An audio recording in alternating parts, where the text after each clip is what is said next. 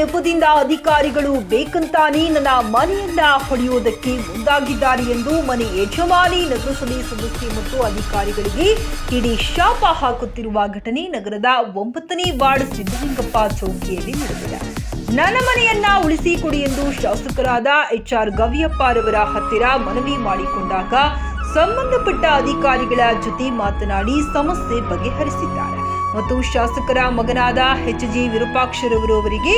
ನಷ್ಟ ಆಗಿರುವುದನ್ನ ಕಂಡು ತಮ್ಮ ಕಡೆಯಿಂದ 5,000 ಧನ ಸಹಾಯವನ್ನ ಮಾಡುವ ಮೂಲಕ ಅವರಿಗೆ